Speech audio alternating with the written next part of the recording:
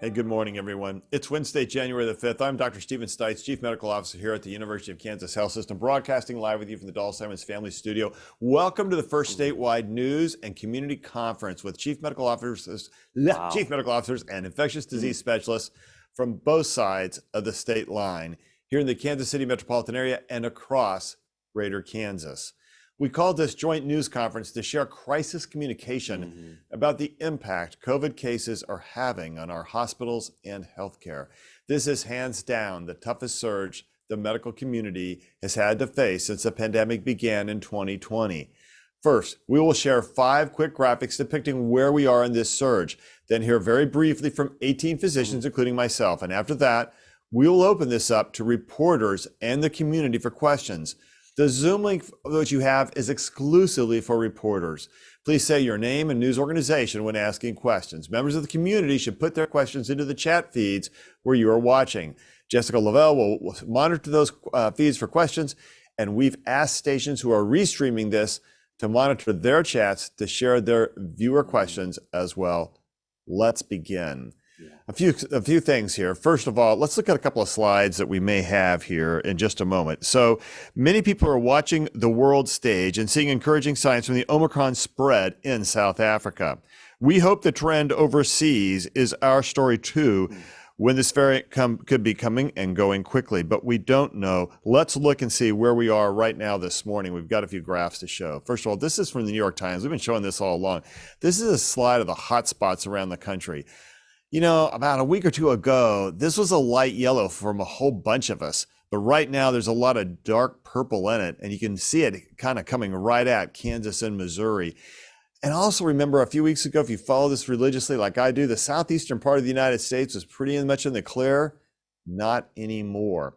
Let's look at the next part of this slide, which identifies Kansas and Missouri. And look, it has never been this purple for the entire pandemic. And this is, remember, a combination of not only the Delta variant, but Omicron. So we're seeing really rapid rises in Omicron against a backdrop of a lot of Delta variant. Next slide. The result of this is that we are at one of the highest peaks we've seen since the beginning of the pandemic. On our next slide, it shows us that because this is the number of hospitalizations. People like to think, well, hospitalizations aren't bad because the Omicron isn't so bad. You got to think again, remember, there's still a lot of Delta out there. It may be 50-50. It's hard to know. We know that Omicron's coming on fast, but when it comes to hospitalizations, still driven by a lot of Delta, we are now at a record high number of hospitalizations. And that's a problem for us because a lot of our staff have COVID-19 as well. If you look at our next slide, this is the case numbers. We are at an all-time high for new cases in our area. The Star reported that they had a recent high of an all-time high yesterday. So we know that case numbers are rapidly escalating against full hospitals with a lot of staff who are sick with COVID-19. At this time, I'd like to bring in Dr. Richard Watson, who is co-founder of Motion, a company which created Mission Control and is the app that this Kansas Department of Health and Environment uses to connect rural hospitals when trying to transfer patients. We know that's gotten worse, true, and we're going to hear that story in a minute. Dr. Watson, show us the graph you have depicting the pressure on rural hospitals to transfer patients out. Great, thanks for inviting me today. And yeah, if you'd put up the slide, that would be great. There's 3 pieces of information I want to cover. The first is just the 30-day rolling average of patients moving in the state. And as you can see, this goes from August through the end of the year into the first of the year. And we see that there are more patients than ever trying to move within the state of Kansas and in the KC metro area. It's definitely different than it was in that early surge in the fall, and has put certainly a strain on all the resources. In the upper left corner of the graph, there's a bar graph that depicts that 88% of those missions, those patients moving, are needing help finding a destination, so that facilities that are sending these patients are asking us to find a destination for those patients. This is because the system's backed up at every place and that the beds and the staff beds are at a critical level. I think the most disturbing of the graphs is the left lower. This is showing patients who expire while waiting for transfer in the emergency room. And we see there's been a 5-fold increase in that from the 3 months prior to the December period, and that those patients are upwards 20 hours plus in the emergency room and then passing while waiting for transfer to another facility. This is a dire indication of some severe things that are happening, not only in the amount of disease that's present in the community, but also the ability to actually care for patients across the board, whether they have COVID or not. And it speaks truly to not challenging situations, but true crisis situations. Thank you, Dr. Watson. And we feel that crisis, and we know that our transfers are down by about 80% because we simply don't have beds. We're going to go to that story now as we talk to the chief medical officers across the Kansas City Metro and throughout the state of Kansas. I'm going to start with our own medical director of infection prevention control, Dr. Dana Hawkinson. Hawkeye. Yeah. How are our numbers today? I know they're not good. No, they're not good. They've actually gone up 10 active infections. So we are up to 90 active infections today. We had 80 active infections yesterday. Still 19 in the ICU, but a high proportion of those are on the ventilator. We have 38 in that recovery period. And I would want to say that we also did have a death yesterday as well. Yeah, we've had about 690 deaths. So anybody who thinks you're not going to die of COVID-19 now because it's Omicron, that's just wrong. Yep. We still are seeing a lot of deaths. And of those 90 active infections, we still should say 6 of those are fully vaccinated. So we had 640 staff members out yesterday, Hawkeye, and that's approaching 5% of our workforce. And if you have 5% of your workforce, that's problems for you when you're trying to take care of patients. Let's turn across and hear from folks across our area. I'm going to start with Chief Medical Officer at Advent Health, Dr. Lisa Hayes. Dr. Hayes, how are things at Advent? I think I'm just starting the story that everyone's going to be telling. Our numbers are going up. Today we have 48 active infections. In November we had 12. So we're dramatically going up over the last 2 months. We have 21 people holding in our emergency department this morning. We have 7 inactive, meaning they cleared their infection. We have 8 in our intensive care unit. 6 of those are ventilated. And about 70% of our patients are not vaccinated. We only have 1 person in the intensive care unit who is vaccinated. And our average wait time in our ER is 3 hours.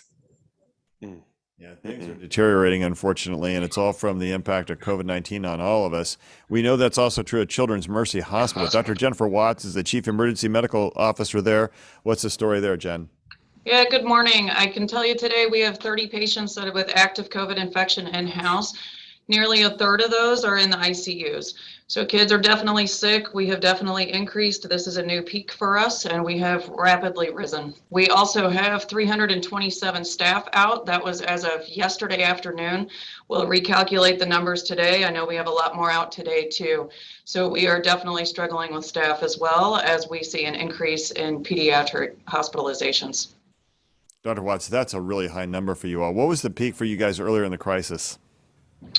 We peaked around 22. We have never been above 30. We've never been above 25 until yesterday. So we are increasing at a rapid pace. A week ago, we were at 15. So we've doubled in the last week. Yeah, not good news at all. Dr. Kim McGow, Chief Medical Officer at HCA Midwest. How are things for y'all? Good morning. Pretty much the same story, different places. We have this morning 250 COVID patients hospitalized across the metro area. 42 of those are in the ICU and 21 are on ventilators. We continue to run well over 100% capacity in all of our ERs. Some of them are 200 or 300% capacity. And that number is calculated based on the number of ER beds plus the number of overflow beds, and then multiplied by 1 or 2 or 3, to get the percentage. So the ERs are completely gridlocked most of the day, every day. The inpatients currently represent 23% of our inpatient volume, and that has been climbing steadily. The 250 that I mentioned earlier is our all-time high, higher than the earlier peaks in the pandemic. And as we track that, we see no end yet, no peak. So it's still really climbing just almost vertically if you look at the charts. 19% of those inpatients are vaccinated. That too has increased a little, but we continue to see the sickest, those in the ICU and on ventilators, are by and large unvaccinated. We did have 6 deaths last week. Our overall mortality for COVID patients is between 11 and 12%. And so we do continue to see deaths. And I would encourage folks listening to pay attention to that, because Omicron, while it's publicized to be less deadly and really just a cold, we're still seeing people in the ICU, and we are still facing death with those patients. We have already postponed some elective cases in order to redeploy staff, because we are facing not only the highest number of COVID patients we've ever seen, but that is in the face of some of the most extreme staffing shortages we've ever seen as well. We had at least 190 call outs today. That number changes hourly, so that's a moving target and difficult to report completely accurately. But that gives a snapshot of what's going on in the HCA Midwest facilities this morning. It is tough, isn't it? You know, with our 640 folks out, we have now deferred 128 surgeries this week. I'd be happy to ever go over that list with folks, because it is hard to call them elective. Things like parathyroidectomies for cancer, lung nodules for cancer, breast reconstruction, a hip that has to be replaced. I mean, these are really not truly elective cases. They're cases that have to have inpatient stays, and that's one of the few levers we have left to pull. Dr. Raghu Adiga, Chief Medical Officer at Liberty Hospital. What are your numbers like today? Good morning. More of the same, Steve. Yesterday, we had 49 COVID inpatients. That's the highest we've been before as well. And I've been told this morning it's actually 50. Out of those, 9 were in ICU, 8 on ventilators, and vast majority are unvaccinated, nearly 2/3 unvaccinated. And of those who are vaccinated, only 1 is in ICU who is immunocompromised with multiple medical problems. The worst part is in the last 1 week, we have lost 8 patients. That's one of the highest deaths that we've had in a period of 1 week. And again, I repeat what Dr. McGough said, you know, people think this is not, serious enough. We are still seeing deaths. Again, 43 staff were off work in relation to COVID yesterday, and for us, it's almost 8 to 9% of our workforce. So we too are at 100% bed capacity most of the time. ED volumes are up 20 to 30%, and we've not been able to accept very many transfers. So it's the same story. It is the same story, and unfortunately, we don't have enough people reacting strongly to follow those rules of infection control. Dr. Jim Stewart, Chief Medical Officer at North Kansas City Hospital. Tell us the numbers there. Good morning. Yes, we have 87 active patients this morning, with 18 that are out of isolation and recovery phase, for a total of 105. 25 total patients are in the ICU, with 15 of those on ventilators. And we typically run about 85% of the COVID patients that are unvaccinated. And as has been said, it's rare to see them in the ICU if they've been fully vaccinated. We have also had, just since January 1st, had 8 deaths. And we have 123 employees out because of COVID right now. Hard to do our jobs when we don't have the employees here to help us. This is a real crisis. Dr. Michael Dvorin, Medical Staff President at Olathe Health.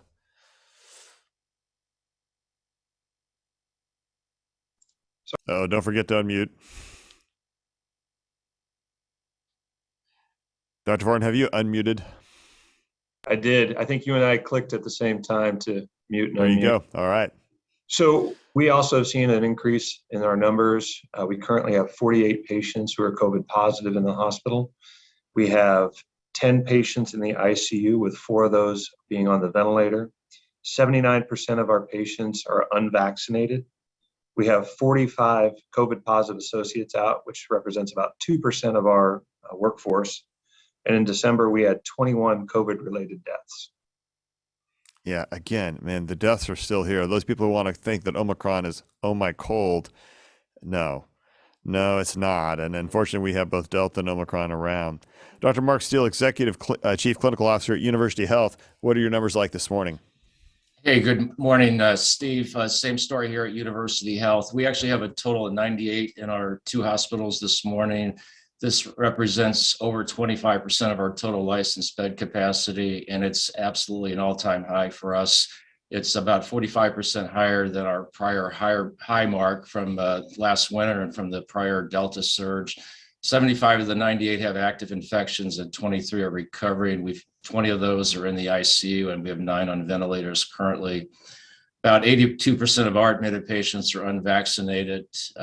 Like others, we've had 18 COVID deaths in December, which is our second highest monthly total. Hospitals continue to run full, and we're currently holding 8 patients in our emergency departments awaiting a bed. Staffing remains very tenuous day to day and shift to shift, with a little over 100 of our employees currently out related to COVID. It's also probably no surprise that our demand for COVID testing has been sky high. We're receiving over 1,000 calls a day in our call center seeking testing, and we've been performing about 450 tests per day between our 2 drive-through testing sites. And the test positivity rate has been extraordinarily high as well, at nearly 35% over the last week, which is by far our highest positivity rate. Yeah, all those are bad news. These are records that keep getting broken. And records are meant to be broken, but sometimes you wish they weren't. Yeah. Dr. Ahmad Batrash, Chief of Staff at the Kansas City VA Hospital. How are we doing with the veterans there? Same story, Steve. We have today total 19 inpatients with COVID. Of them, only 1 is fully vaccinated and boosted. So kind of same story. The number of ICU is 3. None of them are fully vaccinated or boosted. As far as the outpatient, we have actually 431 active with the outpatient number. Now with the employees, we have about over 102, and of course it's a evolving number of employees that are unable to work due to positive COVID. And we did lose a veteran last night to COVID, so died and again unvaccinated. So that's the story. Yeah, and numbers. That situation is just terrible, like everyone else. In fact, we have 0 beds available this morning, and really thinking about delaying some surgeries due to that. Dr. Jennifer Scrimscher is an infectious disease physician at Lawrence Memorial Health and Deputy Public Health Officer for Douglas County. What numbers do you have to share with us today, Dr. Scrimscher? Thanks, Dr. Stites. As usual, we're following in the footsteps of Kansas City. Our numbers are rising. We now have 15 inpatients, 1 recovering, 4 of those in the ICU, 2 on vents. We have 2 vaccinated inpatients, but neither of those are in the ICU. Our big thing recently is our staffing, our number of positive employees. We beat our previous record earlier this week, and I think we've doubled it. We now have, we probably have close to 50 positives at this point. I haven't tallied up from late yesterday, and over 60 total out, including PUIs. That's an extremely high number for us, and so we're really trying to scramble here to cover our patients. We did, as everyone else, see a bolus of deaths at the end of the year. It was probably about 1/10 of our total for the entire pandemic last month. We've started to cancel surgeries, which is huge for us. And yeah, the transfer situation, we've been transferring patients to Oklahoma was one recently that I heard about. Holding in the ED, we've had, as an infectious disease doctor, we've had multiple consults in the ED, for patients sitting in the ED waiting for beds, which is abnormal for us. And then I just got an email about our testing. Our drive-through testing is already booked out, and we're looking for ways to increase testing opportunities for the community. Yeah, it's really hard. Dr. Jackie Hyland, Chief Medical Officer at the University of Kansas Health System, the St. Francis campus. What's your count today, Jackie? Good morning. Thank you, Dr. Stites. So this morning we're at 35 active COVID patients. 19 are in the ICU, with 8 of them being ventilated.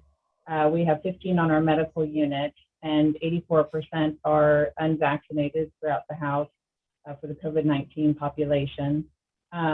I just want to say that earlier in the pandemic, we had a 16-bed ICU and moved to a 24-bed ICU, been able to maintain staffing in the ICU, which has been a feat. Last night, we did have to overflow into our recovery room with 2 non-COVID ICU patients to allow, the urgent procedures to be able to continue, but also care for those critically ill patients. We've had 165 COVID deaths since the beginning of the pandemic and 5 since the beginning of the year. Our ED continues to be over capacity. We're over 150% capacity this morning with 15 holding in the ED. Yeah, tough numbers. I know we saw a record for ED visits here because of the vast number of COVID patients we're trying to take care of and to triage. Dr. Kevin Dishman is the Chief Medical Officer at Stormont Vale Health at Topeka. Dr. Dishman, how are things there?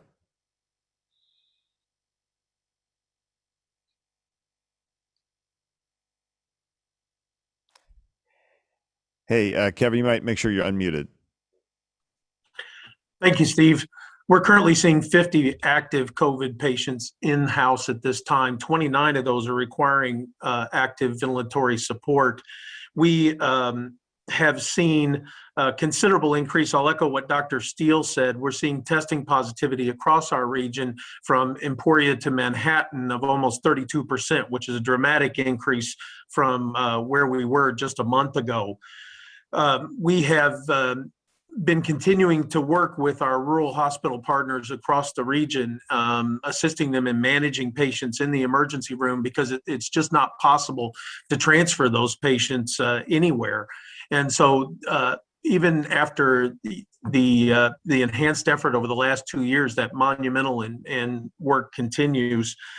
We did suffer 2 deaths yesterday and have had a total of 321 deaths over the period of this pandemic, and we have 92 staff members out today.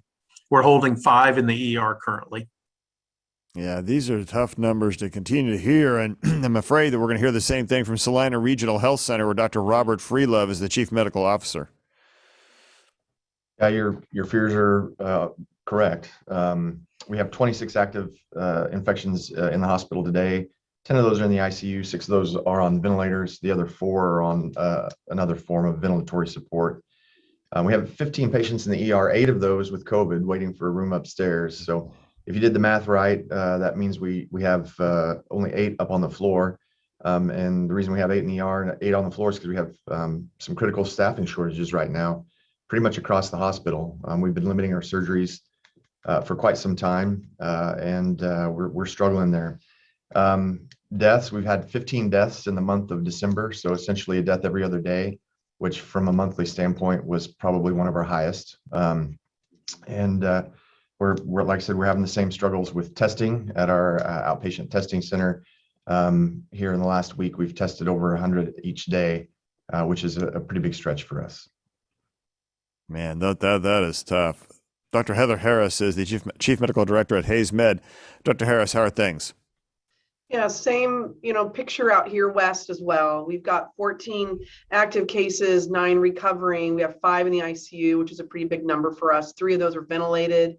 Another combination that happened to us last night is we now have a combination of COVID and flu in the ICU, a patient with both. So, that's going to ramp up some illness as well.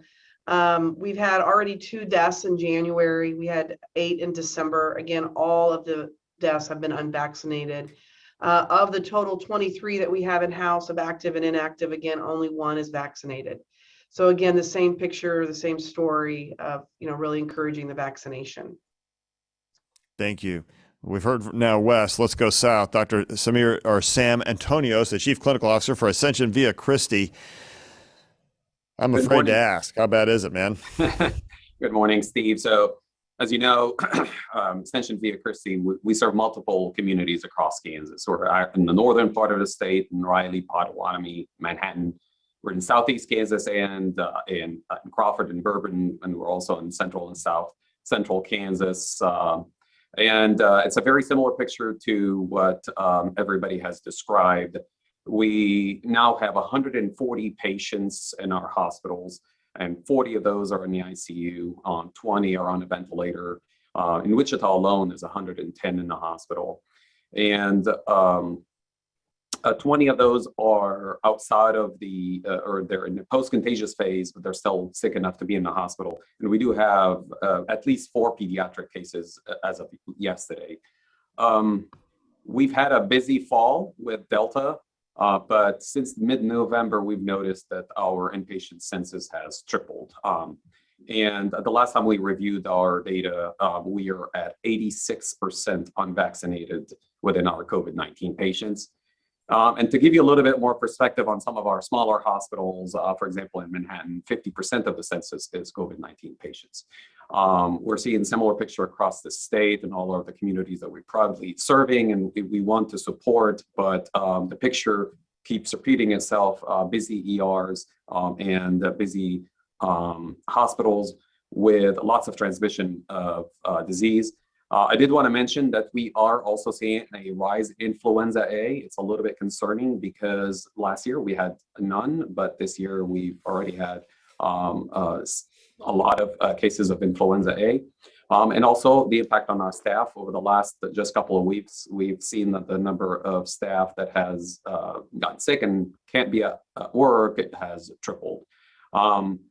Despite all of our challenges, I did want to take the opportunity to shout out to our staff who continues to show up every day and do the work. And I'm very proud of our staff and the dedication that they have for our hospitals and ministry. You bet. All right. Our final Chief Medical Officer is Dr. James Alexander, who's at Centura St. Catherine. Dr. Alexander, how are things there?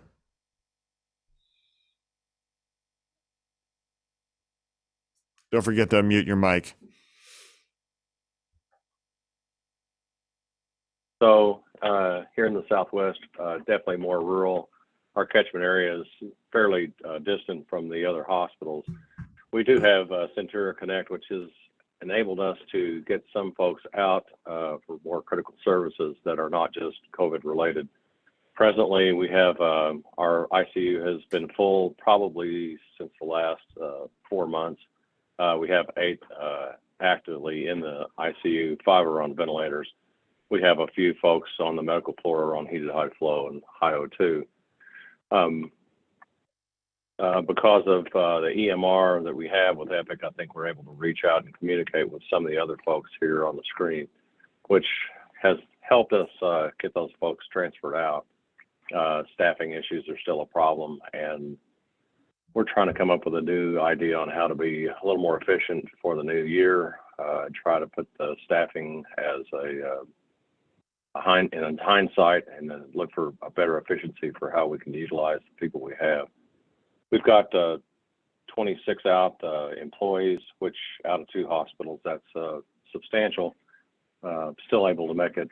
It seems like our laboratory has been hit the hardest. Yeah, this is a story we're hearing consistently now. A lot of people out, canceling surgeries. Yep.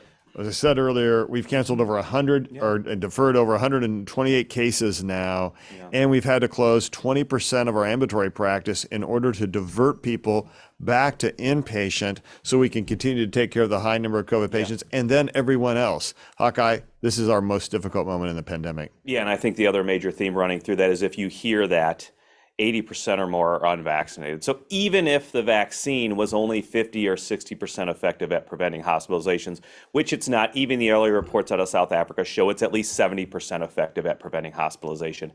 And that's 6 months or more out from vaccination. Even if it were 50 or 60%, our hospital numbers would be so much lower than they are now, where we have the majority, 80% or more, depending on what facility you're looking at, continue to be unvaccinated. Yeah, and we're about 90% unvaccinated, and in our ICUs, it's nearly 100% unvaccinated, and on our ventilator patients, it is 100% unvaccinated. It's a continuing story of a vaccinated population and an unvaccinated population and the difference that we have. So we can now unmute our mics for our reporters on the line. Please share your name and media organization as you ask your questions. Reporters.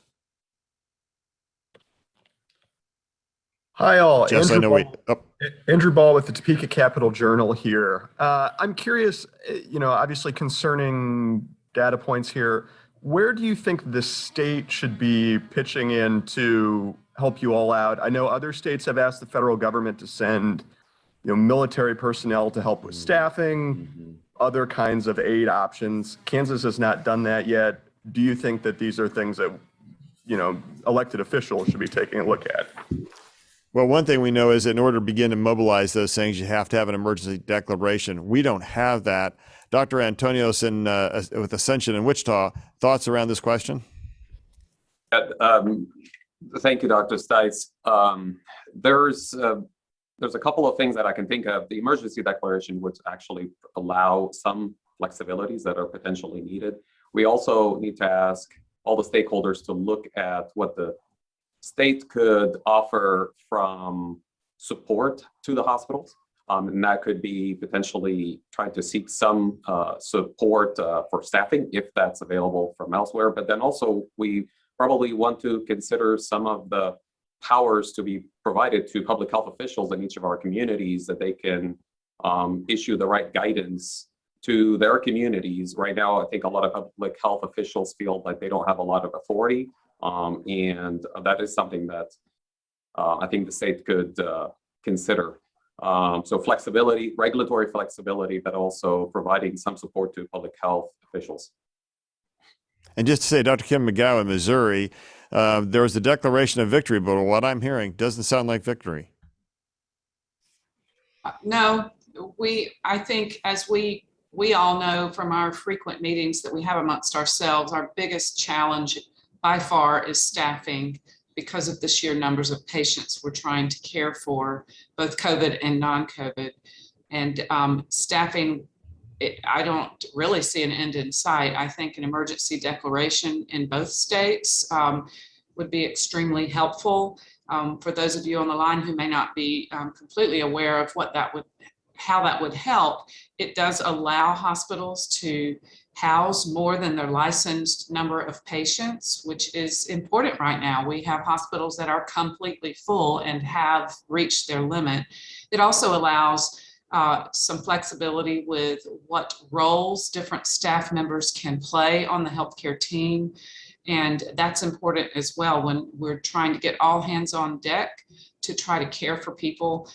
It can be helpful to have additional support from non-traditional staff members, and our hands are tied without an emergency declaration.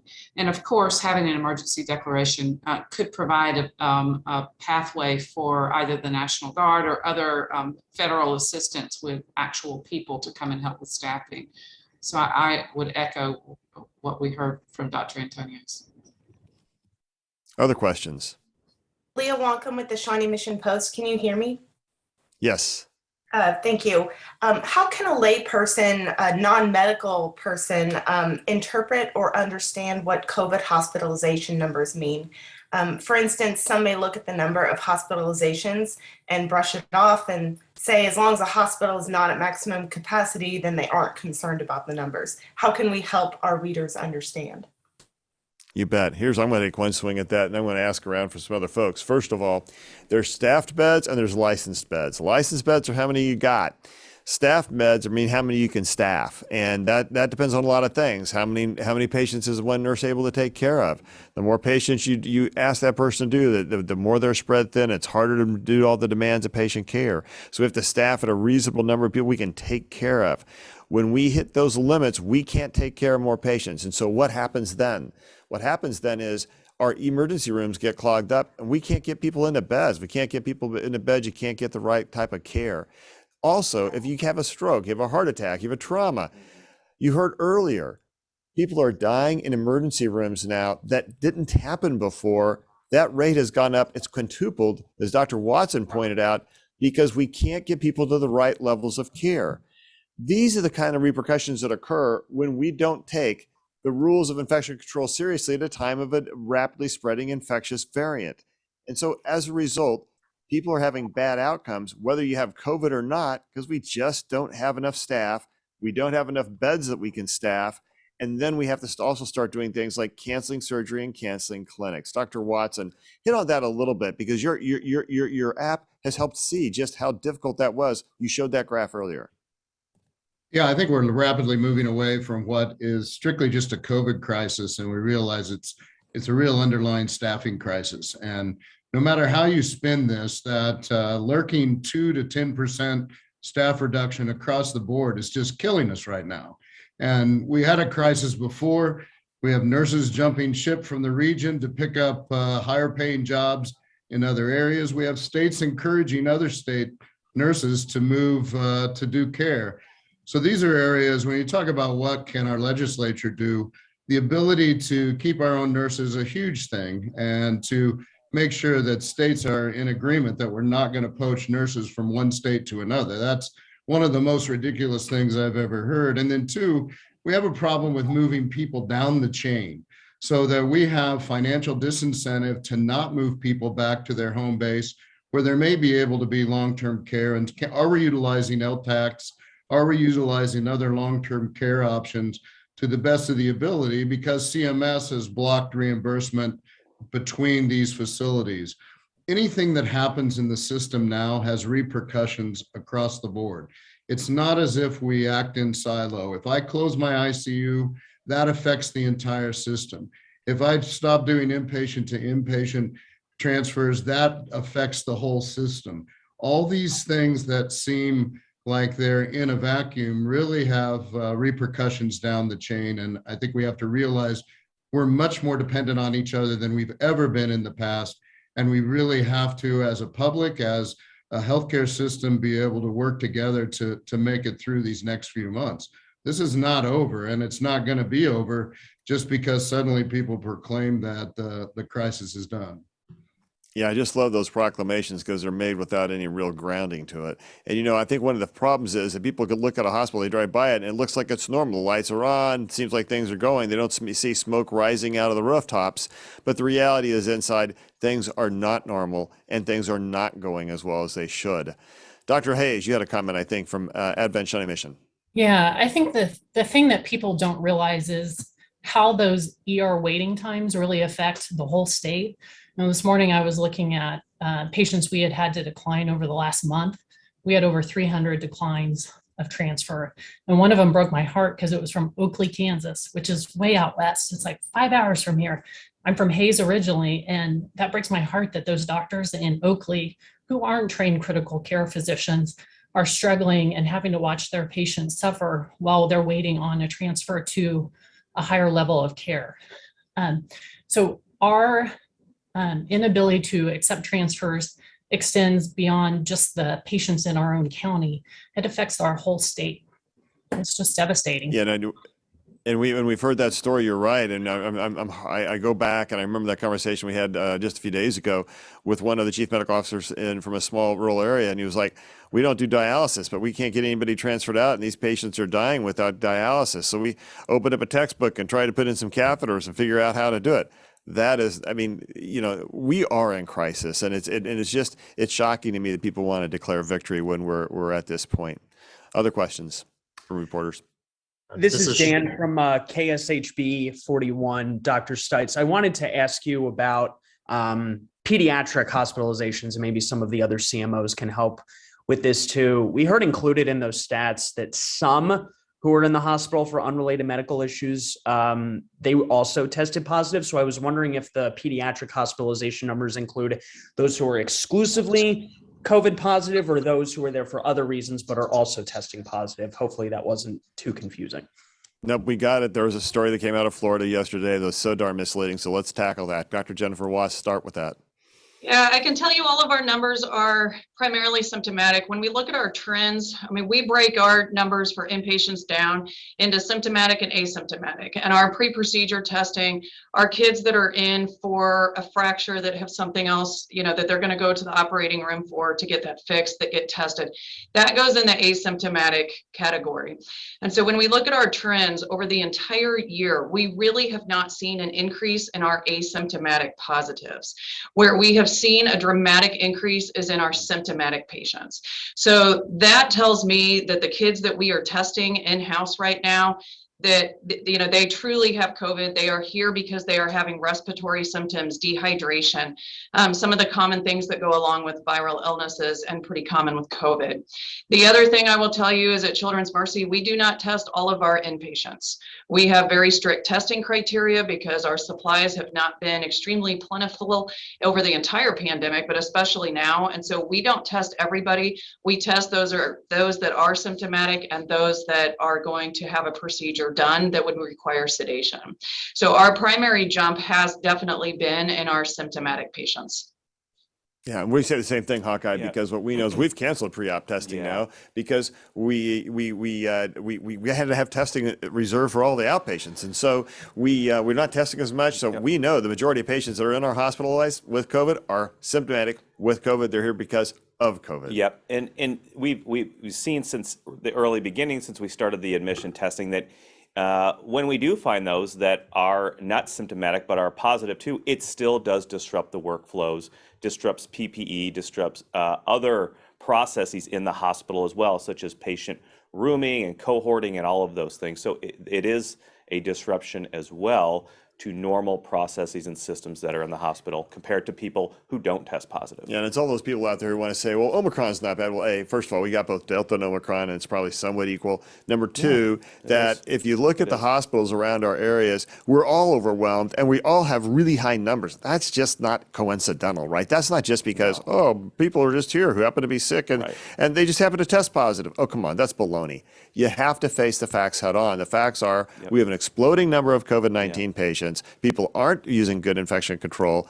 Governments have backed off mask mandates because they think they're unpopular. And as a result, patients and people are suffering in our hospitals. Let me just talk to Dr. Kevin Dishman, Chief Medical Officer at Stormont Vale in Topeka. Thoughts about that?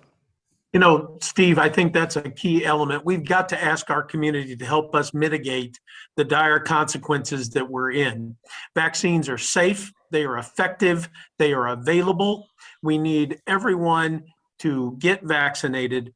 We need everyone to wear a mask. We need everyone to social distance, and we need them to do it now. Our community can help us stop this pandemic, but we've got to have the cooperation of everyone in the community. People that have waved the flag of personal choice are extending this pandemic, and we must become vaccinated. We must achieve that in our communities, and we must wear masks. We must do everything we can to protect ourselves and protect each other. That is how we will get through this pandemic. Thanks, Steve. Thank you. And I think that's perfectly said. And I would, the part that alarms me some days is when you see people say, well, the pandemic's over, or it's just, oh, my cold, it's really not bad. Really, it's bad. It's bad. You can hear it. You can hear it in all of our voices throughout all of our hospitals. Other questions? Hello, Matt Kelly, Wichita Eagle. From speaking with physicians here in Wichita, I know that some of the beyond COVID, some of the seasonal spikes that you see in hospitalization, RSV in infants, and also the fractures on ice that people get, neither of those have really peaked the way that they do around this time of the year, and already overwhelmed hospital systems are kind of at the brink with that. I was curious if one of the Wichita hospitals could speak to how much worse things can get in the ER if some of these seasonal spikes do start to manifest in the way they usually do. And also, since we just did have our first freeze over this last week, how things are going in the ER right now, and if non-COVID patients are receiving acceptable healthcare treatment and outcomes given just the resource crunch that everybody. Yep. All right, we're going to bounce around on that question. I'll start with Dr. Antonios in Wichita. Yeah, thanks, Steve. So, as I mentioned earlier in my update, that last year we saw almost no influenza A and no influenza B. This fall we saw some RSV that happened with kids, and some of that did lead to hospitalization amongst the pediatric population. That has slowed down in the month of December. And right now, what we're seeing as far as infectious disease going are COVID-19, like we have been talking about, in large numbers.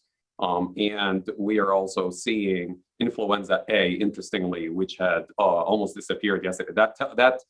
The explanation for that is People are, not wearing as much mask as they did last winter. There is more aggregation, less social distancing, and that is bringing back the influenza that is coming in on top of the COVID-19. But by far, what we are impacted by the most is the COVID-19 right now from a numbers perspective. Our EDs, like we mentioned earlier, they're very busy. And so, frankly, we don't track as accurately or as right now as intensely some of the other conditions like a broken ankles or things like that because of the ice. I'm sure those are still happening, and we do our best to take care of them. And we're here for our community, and we'll do whatever it takes to take care of our communities. But we do need the help of everyone to be able to slow down the pandemic. Dr. Raghu-Adiga, you are an infectious disease director, doctor, as well as the chief medical officer up in Liberty. What do you think about this? Yeah, the biggest concern I have is what's out in the media about Omicron, saying that it's milder, it puts less people in the hospital. It's just a simple question of math. Just look at what has happened in South Africa and England, and then now look here. And it depends a lot on the population's vaccination, especially the high-risk people, how many have been vaccinated. So even if you say that only half of those people get hospitalized as compared to Delta, just look at the sheer number of infections. And Omicron is causing 4 times, 5 times more infections. So just do the simple math. And the higher the number of unvaccinated and vulnerable people you have in your community, more are going to be hospitalized. So this issue of decoupling, that's a famous word now, the decoupling of hospitalizations and infections. And so not to pay attention to the numbers. Well, that does not really bode very well when you have a high unvaccinated numbers and a very high community spread. And just to say, our numbers are higher now for positive tests than they've ever been throughout the crisis. And we know there's a bunch of at-home tests as well. So you can easily double or triple those numbers. There is no question. And that wave, we're in hospitals, we're delayed by 2 to 4 weeks from those kind of testing numbers. So we've not even begun to approach our peak yet. And I think, man, we are all scared about that, especially as our staff gets sick. Yeah, and I'd like to certainly echo what Dr. Adiga says. I mean, remember, a lot of those initial reports, they still say compared to Delta. Well, we know that the original ancestral Wuhan isolate did pretty well at hospitalizing people itself. And so remember, all these comparisons are made to Delta. Intrinsically, there really is not much difference between Omicron and any of the other variants. They still cause that same spectrum of disease. It's still very dangerous. Still the best protection remains vaccination. Other questions? Can I also add real quick, Dr. Stites, from Please. a pediatric perspective, when you asked about RSV and flu in children, I mean, we saw a pretty big RSV spike back in August. And RSV has decreased since then, but it's still here. We still have patients in-house with RSV. We have around 10 to 15 every day. That number fluctuates, obviously. We also have flu patients in-house. Our flu testing across our entire organization, that includes our emergency department, our urgent cares, our clinics, our inpatient units, and across the entire organization, our flu didn't really start increasing until December 15th. That was the week we primarily started to see it. If you think about that, that's when kids started getting closer to being out of school. And we've had kids at home over the holidays, and now they're coming back. We typically, in a normal winter, we have our peak now. January, February are typically our biggest seasons because that's respiratory viral season for us. So as we send these kids back to school, when masks are not on them, we will have an increase in spread in those other respiratory viruses as well. And we fully expect those numbers to increase over the upcoming weeks as all of these things start to merge together. Just an exponential rise. Yesterday we had 640 people out. Today we have 740 people out. Kim McGow. Yes, I'd like to respond to the original question, which is how bad could this get and what might that look like with the onslaught of additional respiratory viral illnesses as well as injuries and other things. And I think we have had some conversations amongst the CMOs, and I know each of you have done that in your facilities, but how bad can it get? It can get bad enough that we may have to institute what's referred to as crisis standards of care. And for those of you listening who may not be familiar with that terminology, it is basically what the military does during wartime, which is deciding who gets care and who does not, who gets a chance at living and who is left to die. And that is really dire, but I think it's important to say that that is how bad it could get.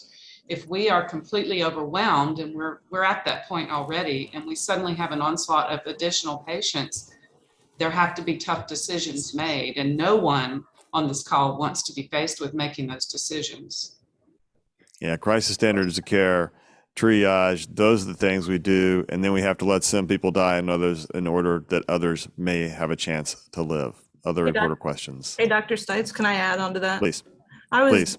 This is Scrimscher at LMH Health. I was up till— Also an ID doc. Oh, yeah, ID physician.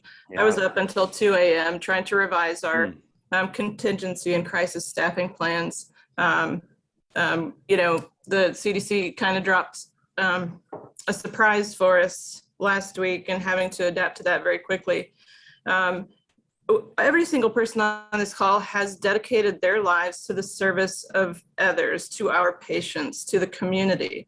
And we are sitting here staring at a situation where I can't provide the same level of care as I would have normally.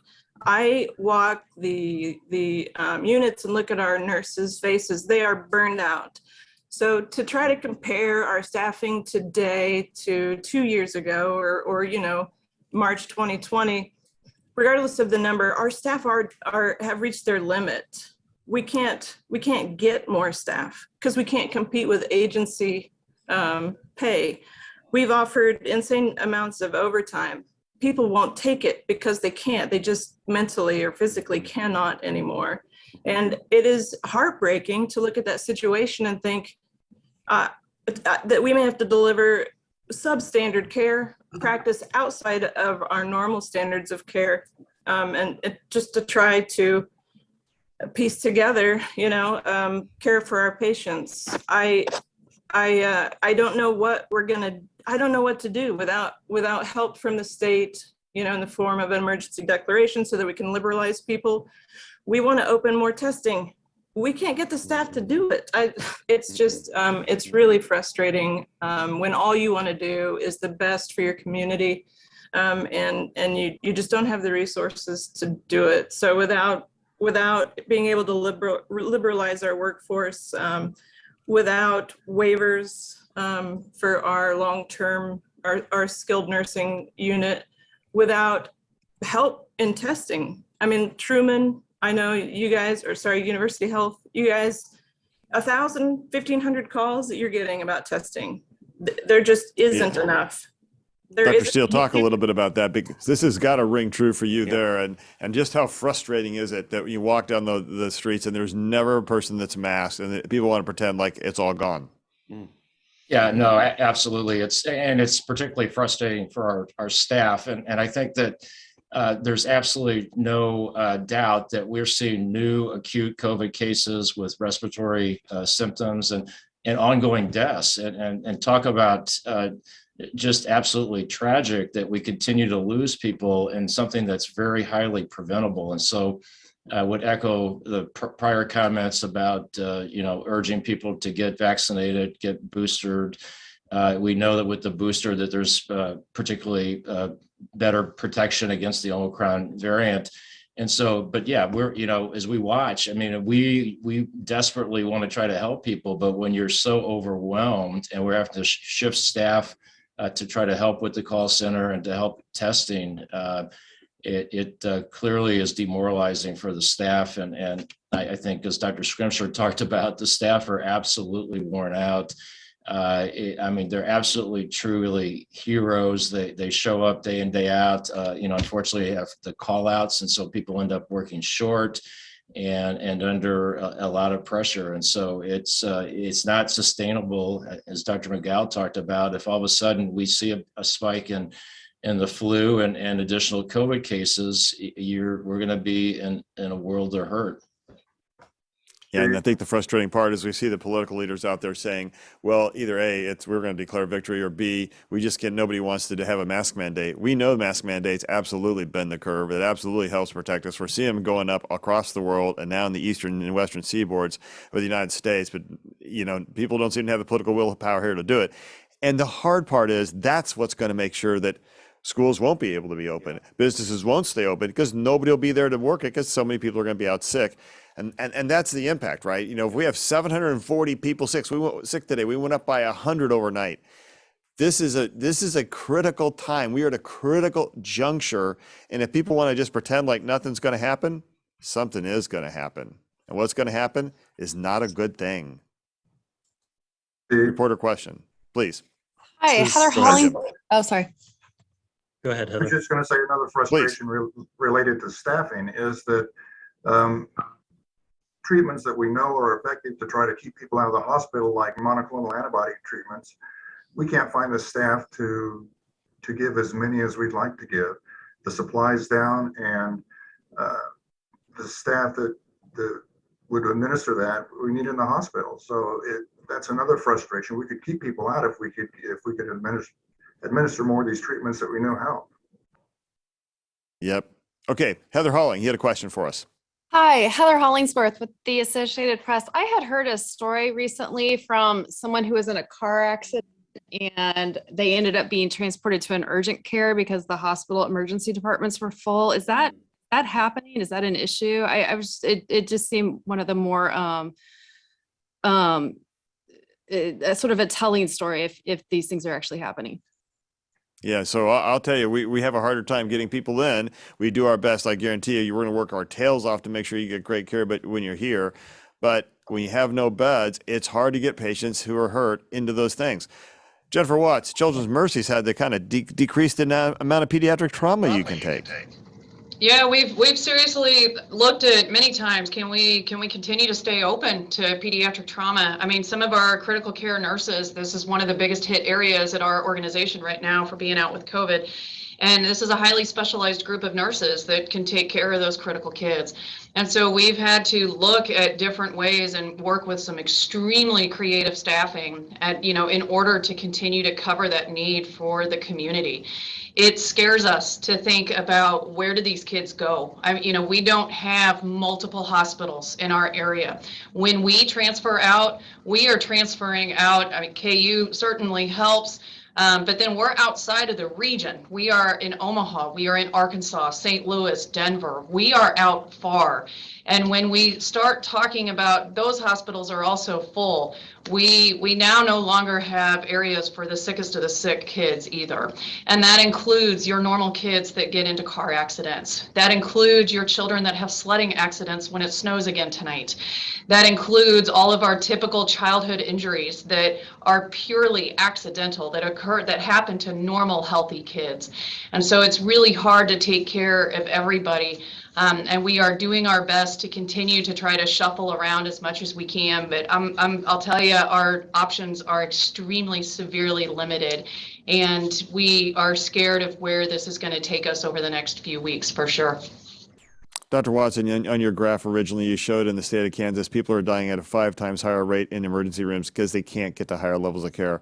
We know that's happened to us between here and Great Bend. We were trying to get somebody up here with sepsis, and we couldn't get them, a severe infection, couldn't get them up here soon enough. I mean, this is a real problem. Yeah, and I think it's not just affecting COVID patients. I think everybody feels like, well, these are unvaccinated COVID patients that are clogging the system. That is part of the story. But there's the whole background of normal things that are happening, strokes, heart attacks, all of the normal things we deal with. Those people have played by the rules. They've followed the mandates. They're trying to do the best they can, and yet they're caught up in a system that just can't burden or have the burden taken care of. So it's across the board. And yes, we're seeing people who really should be transferred to higher levels of care for treatment. As Dr. Dishman stated, we're trying to help manage those in place a lot of times. This is critical to allowing the smaller hospitals that have far less resources be able to try to mitigate against these long wait times. Other questions? Yes. Yeah, this is Katie Bernard at the Kansas City Star. Earlier this week, the Geary County Community Hospital announced that they were permanently closing their ICU because of staffing issues. Is there concern that the current issues you all are seeing are going to result in long-term problems post-COVID? Absolutely. First, we know that staff are leaving, especially nursing, respiratory therapy, frontline staff are leaving healthcare as a profession because they are so burned out. Second of all, so many people are sick. And then will they be able to come back to work? Are they going to have long haul syndrome from COVID-19, which is another problem, Hawkeye? So I think we are seriously, this is a long-term problem. And short-term decisions that are, in our minds, not the best ones for the health of the public are in fact going to impact us for a very long time. Yeah, I would agree. And I would certainly like to talk on the comment that was made on the background of everything else by Dr. Watson. That is absolutely true. We know that the population is growing. The population is getting older. You would tend to have more problems at that point just from an older and expanding population, but not keeping up with that growth has been continuing not to have enough hospital rooms. Just as you said, people are not going into the profession. People are quitting. We can't resupply and reinvigorate those groups of respiratory therapists and nurses and therapists and everybody else who is helping to take care of those people in the hospital. So there are many components to this issue, and it's not just an acute issue at this point, but it has been continuing to build up. Let's bounce to a couple of our chief medical officers from around the state about this question. Dr. Harris, how are things in Hayes around just the staffing issues that we're talking about here in the Metroplex? Right. So, our poll is much less than everyone else. So, a few people out make a great, problem for us. So, right now we're usually a week or two after your guys' surge. So we're already starting to see, I think we have 6 COVID employees out and 2 with flu already today. And that will increase greatly over the next week or two. So, we've had to close for transfers almost daily over the last few weeks. We have 11 ICU bed and over half of them are COVID, and they have long hospitalizations, as you're aware of. These are younger people, so they're in the hospital for weeks and weeks and weeks. I think the other struggle that we have is the recovered folks are not ready to go home, but unable to find swing bed or long-term care for them. If you could get them into a different, care situation and out of the hospital, I think that would really help the situations too. But those institutions are all short on staff as well. So it's just sort of this vicious cycle that's happening. Dr. Freelove, Salina, how are things with your staff? Yeah, as I said earlier, they're pretty dire right now, to be honest. We just this week, a third of our OR staff was out. Yesterday, we were making crisis level decisions on staffing in our ICU in regards to who we were going to let work between employees who were ill. We're over 40 employees who've called out sick, with over half of those being COVID positive. We try to float from one place to the next, but anytime you do that, then that limits services in those places. I think the hardest thing for us, we're a regional health center. We have some critical access hospitals who are affiliated, and we serve a lot of others in the North Central Kansas region. And just yesterday alone, I took three calls from colleagues that I know in different communities begging for an ICU bed. And I had to say no, because we had somebody in our ER on a ventilator for about 18 hours, I think, who we couldn't place in our own ICU because of staffing issues. So the staffing issues are a significant problem. And that trickle down effect, I mean, I've seen a couple of people ask, the numbers, or, it's the stories. I had a CEO of one of our affiliated hospitals today send a thank you for accepting a patient who was having a heart attack, who they were certain was going to die if they didn't get him to our facility for the care that patient needed. And in that, he talked about 2 patients that they've had within the last couple of weeks who have died in their hospital, who absolutely would have been transferred elsewhere prior to this, but we didn't have room. Nobody had room. And those patients died non-COVID related deaths that probably could have been prevented. So the the stories, what Dr. Watson put up with that graph, we're seeing that, and those are real people. They're not just numbers; they're real people. Yeah, well said, Dr. Antonius. You had a comment, I think. Yeah. So thank you, Steve. So I was just want to make a comment about something that people can do. Certainly, for the majority of our patients are grateful they're being patient with us, and we appreciate them. There is something that people can do, and that is to say thank you to the healthcare providers. We have seen a small fraction of patients who have been either impatient or sometimes have been aggressive towards our staff. And something that everybody can do today that doesn't cost much is just to be thankful, is to be appreciative, and recognize that the staff is under a lot of pressure and a lot of strain. And if they could just be patient and show appreciation, I do think that will go a long way in order for us to retain more of our already strained staff. Yeah, Dr. Watts, you had a comment, I think, too, about what can people do to help with schools. Yeah, one of the big things that we are requesting across everywhere is, for kids to be masked in schools, the staff to continue masking, the kids to continue masking. We want kids in school, 100%. We all do. We need it for the children's, for the children's entire well-being. We need it for our economy. We need it for our workforce at the hospitals. But most importantly to us, we need the kids in school so they can continue to learn. They can continue to receive all the benefits that they get from schools. And the best way we can do that is to keep masks on. We would really appreciate the help right now to leave kids in masks, get us through the winter. I don't think this is going to be forever, but help get us through the winter season, get us through this surge, and then we can readdress it after that.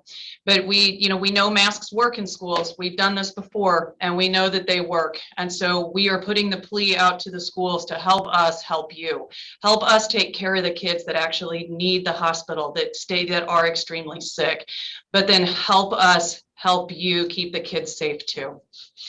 Yeah, well said, because we know that masks are the one thing that can bend the curve. They're not some evil curse. They're the one things that will actually help us get rid of this darn curse.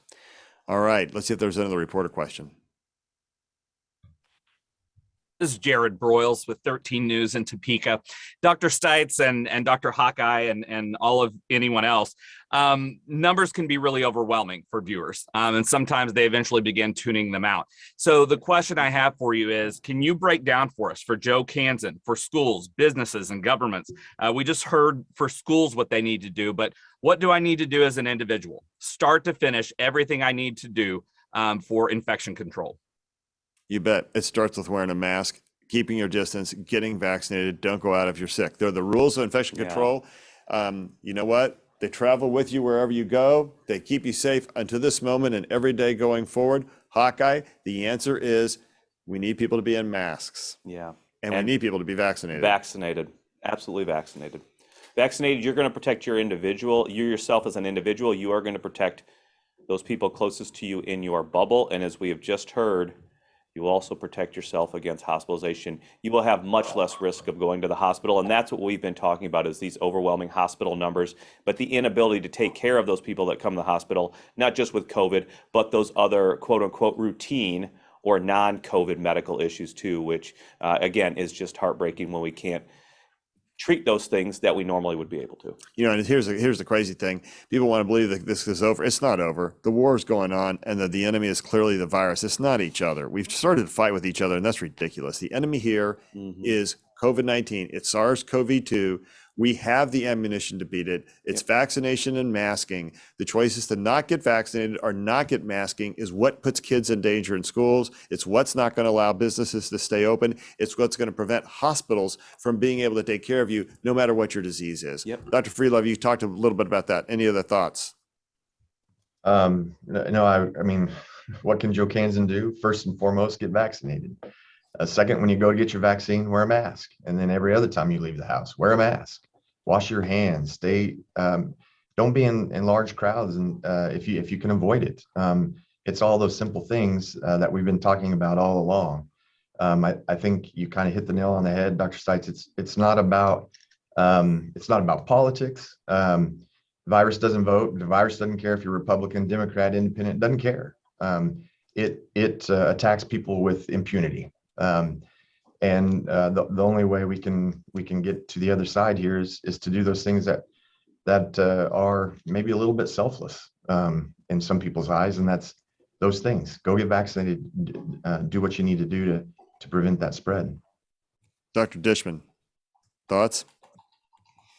I agree with everything Dr. Freelove said, and I'll reiterate again, just as Dr. Hawkins said, the key is wear a mask, social distance, get vaccinated, get boosted, get fully immune, and that is how we're going to get through this. That is what we ask of the citizens of Kansas. That's what we ask for in terms of support of our teams that are making heroic effort to take care of people. They're going to continue to do that. That is not a prescription for long-term success for high-quality, sustainable healthcare in Kansas. We must have the help of our fellow citizens, and that help is wear a mask, stay away from crowds, and get vaccinated, get boosted. Yeah, and I think we need the help of our political leaders to understand that and help us get that done. Dr. Adiga. I just wanted to give a comparison for the general public, Joe Kent and Joe Missourian to understand.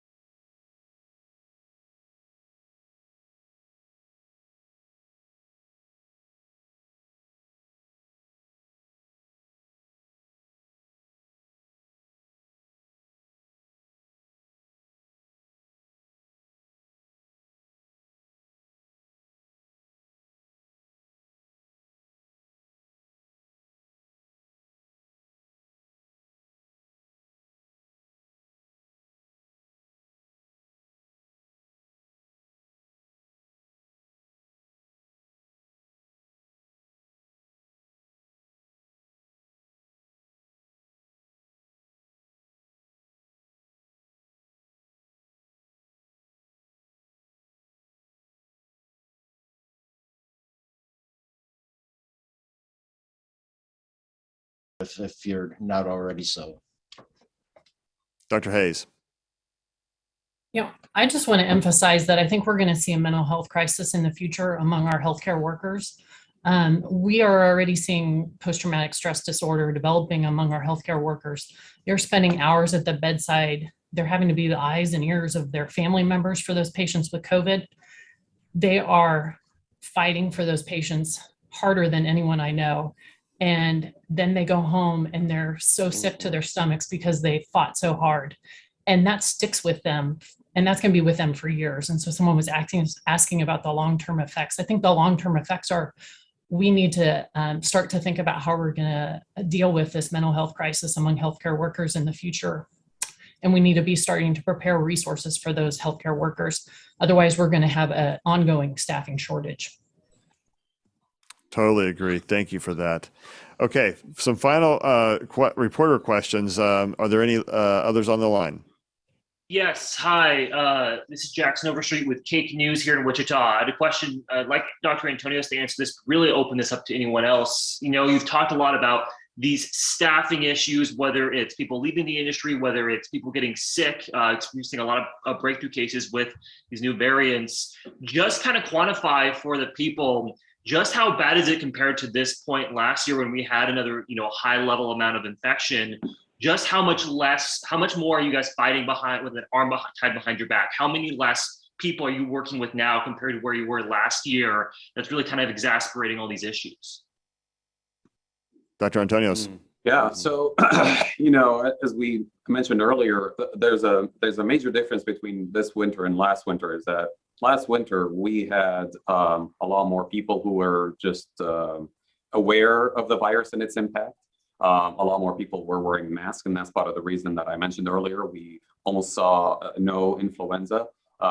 There was just general more awareness and carefulness in the communities, which has prevented the rapid transmission of the disease. On top of it, we weren't dealing with last winter with either Delta or Omicron. We were dealing with a different strain that was, from what we know, just less transmittable. So the fact that people were being more careful, the virus was less transmissible than the ones that we're currently dealing with, led to a different dynamic among the staffing. Certainly there have been people who got sick, but not at the same speed and the same rate that we have seen this year.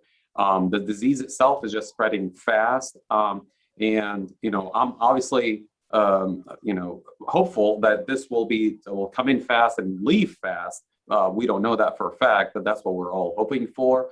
In the meantime, in the interim, until it starts declining, like we saw maybe in some of the other countries, we're trying to make people aware that that interim period is a critical period, and anything we can do to try to reduce harm to people will be very important. Yeah, I think one of the things we have to point out is that we were in the middle of a Delta surge when Omicron came. Yeah. So we really have two surges at once. I think that's made our situation a lot harder. And so that's much different than last year. Second thing that's much different than last year is we have 3 times the number of staff that are out. And so another thing that's different than last year, we looked and we got right up to the precipice of having to stop and starting to cancel surgical cases last winter. We didn't have to really do what we're doing now. We've canceled 189 or deferred 189 cases at KU, and we've deferred 20% of our clinic outpatient appointments so we can redeploy staff. That's new for us. And Dr. Hyland at St. Francis, I know you guys are struggling with some of those same things. Yeah, we probably have about 10% less staff. So as we, see the same census as we did last year, we're having to cancel surgeries and postpone them. So we have a significant decrease in staff because they have been burnt out and decided to either leave medicine or leave the bedside. And then we do have a significant number out, either exposed or sick. And yesterday made the decision to go to contingency staffing levels to help care for those in the ICU. Yeah, thank you. Dr. Dishman, comment. Thanks, Steve. This is not strictly a Kansas problem. This is a problem across the United States. Some estimates are that we have lost 1 in 5 individuals from the practice of healthcare. They didn't just go to another hospital, they left the industry. And so, difference from last year, we've had, to echo what Dr. Hayes and Dr. Hyland and others have been saying, we have had people leave the industry simply because they can no longer practice. And that is having significant impact across the United States as we look from the American Hospital Association and the Kansas Hospital Association. This is a nationwide crisis. Yep, Dr. McGow, thoughts?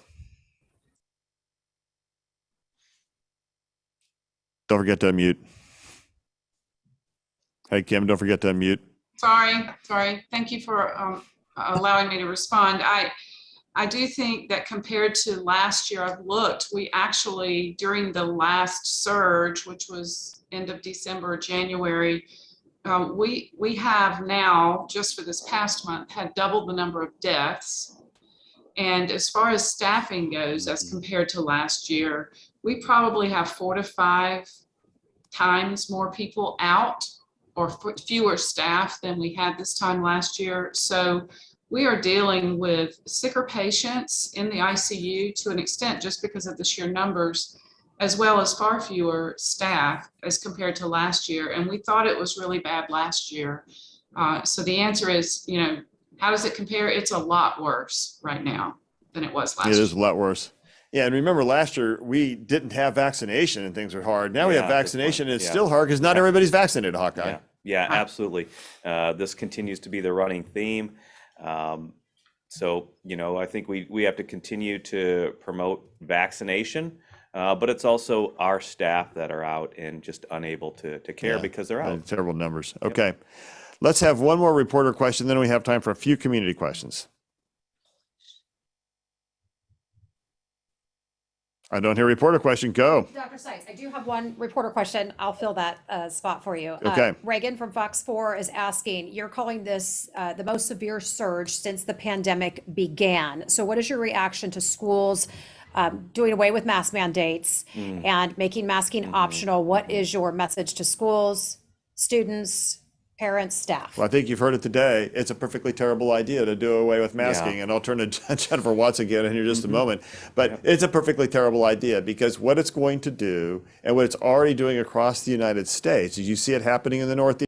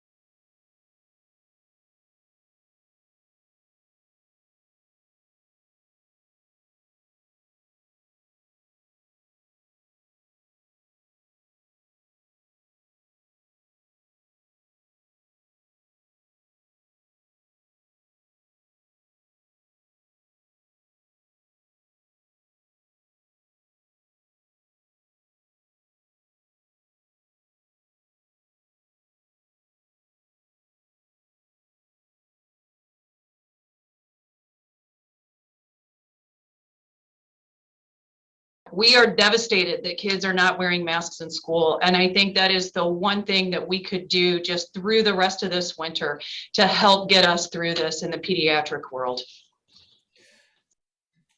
Another question also, is another lockdown on the horizon? What is the message to our community to keep us out of a lockdown? Well, we don't have to be locked Yeah, down. We've I hope proven this not. time We and don't time want that. again. No, You absolutely can not. bend the curve if you wear a mask and get vaccinated. absolutely. And then don't go out if you're sick. Don't have big public gatherings indoors. Yeah. These indoor public events, these are really a bad idea. The ones that are with, like 10 or 15,000 people together in an arena without a mask on. Yep. Okay. Well, that's a super spreading event. And it just continues to ripple away. And it's so simple. We know how to bend the curve. We've bent the curve. Wear a mask, get vaccinated. Dr. Scrimscher and Dr. Petrosh, thoughts. Dr. Petrosh, let's start with you, especially for our veterans. What a vulnerable population. Absolutely. And I just want to reiterate what Joe Kansas, what Joe Missouri, what Joe Veteran needs to know is please trust us to get your care. When you get sick, you go to the hospital, you go to your doctor to seek care. And that is the appropriate way. Please trust us with the information that we're giving you also, that the masks do work. You hear a lot of misinformation out there about masks do not work. That is absolutely baloney. Masks do work. Vaccines absolutely work. I mean, again, as Dr. Hawkins said, even if it's 50, 60%, that is highly effective actually. So I'm against Omicron. So vaccines do work. Please get boosted if you're vaccinated, because if it's been 6 months or so, gosh, you need a booster. So we need to reiterate this and get the information from trusted resources. Please do not go to those, social media and there's a lot of misinformation out there. I just want to make sure that people trust their, healthcare and trust the information from us. Yep, you bet. Thank you, Ahmad. The messaging is simple.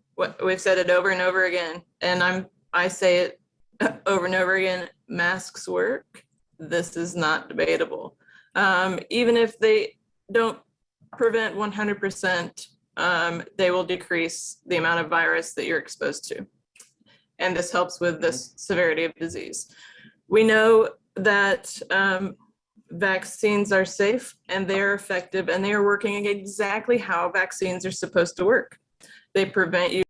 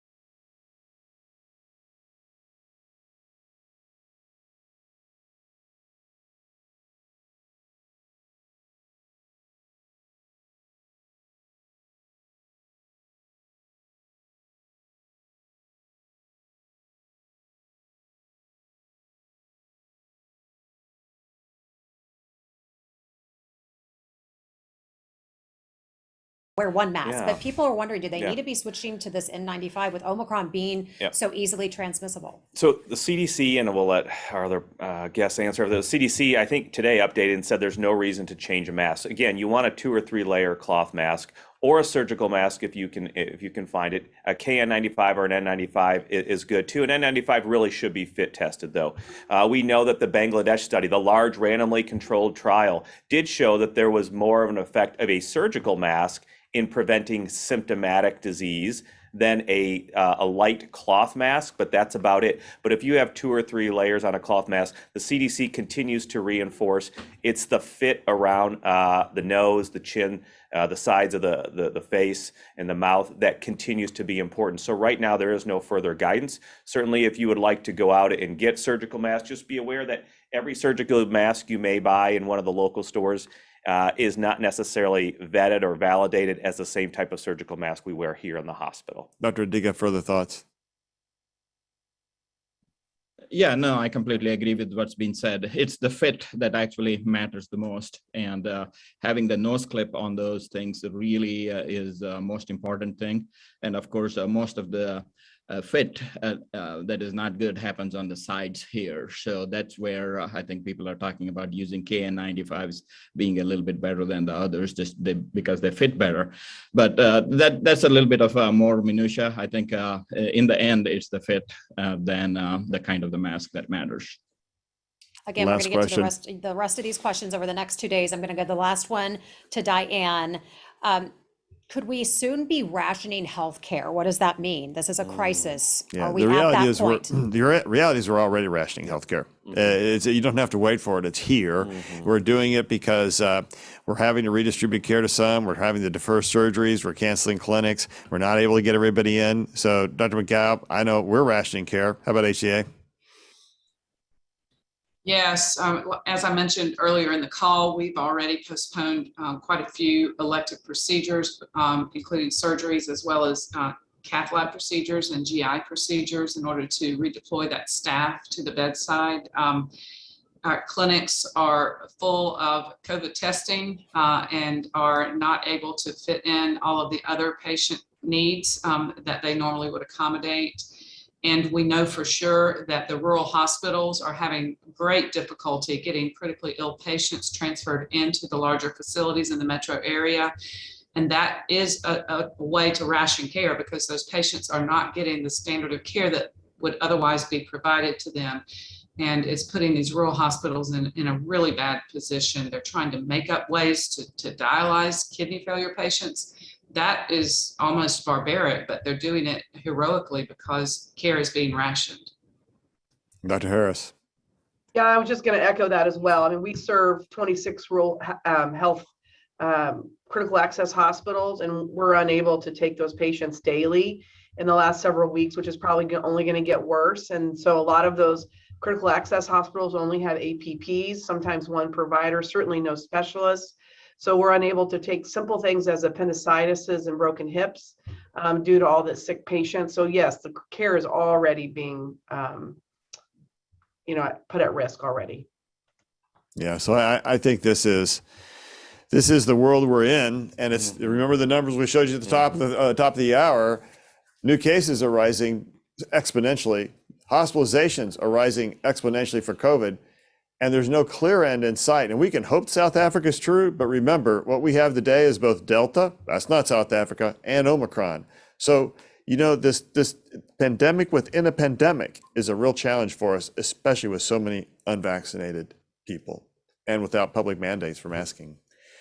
Thank you to all of our physicians at this conference. We know your time is valuable and appreciate your commitment to public health. And thank you to the media for sharing this crisis communication. Thank you for the community watching, asking such thoughtful questions. We apologize we didn't get to all of them. We want to make sure we had a chance to hear the message throughout Kansas and Western Missouri and the Metroplex. And so tomorrow and on Friday, we're going to continue to answer those questions. Please share today's briefing with friends and family. We will reach out to media again if an update is needed. In the meantime, follow your local media for the most up-to-date COVID information. Listen to your chief medical officers in the hospitals. Listen to medical science. Don't listen to the made-up news network. They really don't have really good things to say. Stay safe. Let's get through the next few weeks carefully. We can do that together. I want to end with a story. This was sent to me last night. It's entitled Hope for Humanity. It comes to me from an associate minister at our church. He's a teacher in the Park Hill School District, Ryan Stites. His wife is our senior minister at Community Christian. He said, he said, 8th grade hope for humanity for today. I had a serious conversation with all my classes before winter break that I was scared about masks being encouraged when we return today, not mandated. You have to know Ryan has some chronic health problems and is immunosuppressed. I told them I hoped they would make the choice everywhere, but especially in my classroom, that I would provide a mask to anyone who asked. I had 100% wear masks in all 3 of my classes today and gave out 7 masks to help make that happen. I thought I would get